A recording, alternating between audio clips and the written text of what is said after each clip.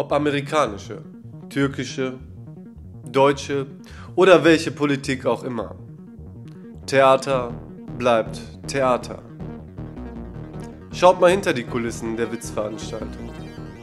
Dann sollte klar werden, dass all dies nur ein Geflecht der Kontrolle ist, die ihren kreativen Höhepunkt im Spiel der Trennung von uns allen findet.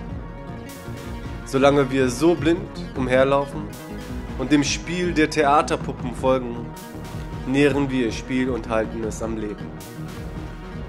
Kant sprach davon, dass der Mensch seine Mündigkeit beanspruchen soll.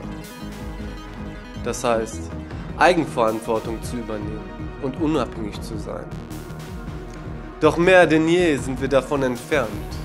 Die Kinder der Nation mokieren sich über die Eltern, Politiker. Und ja, welch Genuss es doch ist, die Freiheit der Meinung zu haben, die nichts ändert, weil das Spiel immer dasselbe bleibt und nur die Figuren ausgetauscht werden.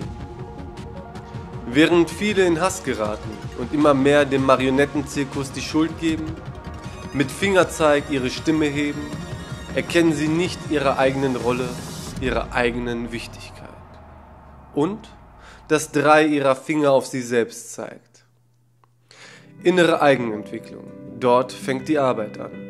Sich selbst zu lieben und zu verstehen, dass alle genauso Opfer von Lügen und Schüren des Hasses sind, verbindet und lässt Licht ins Dunkel.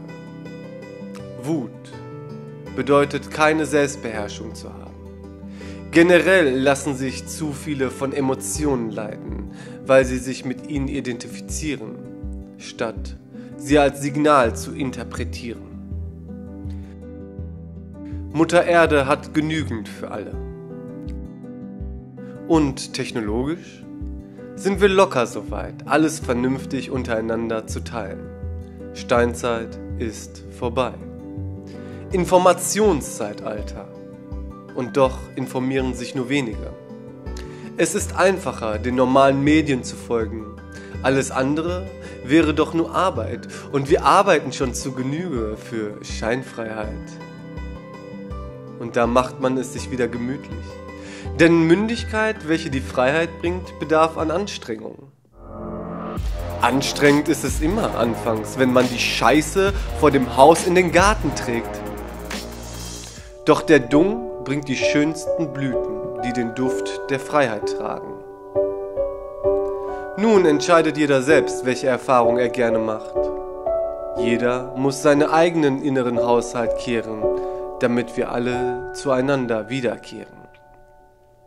Mein Land, dein Land. Meine Religion, deine Religion. Meine Kultur, deine Kultur.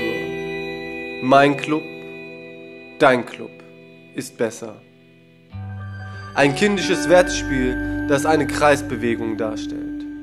So wie man denkt, andere verstehen nicht, so ist eben dies die Projektion der Selbstreflexion.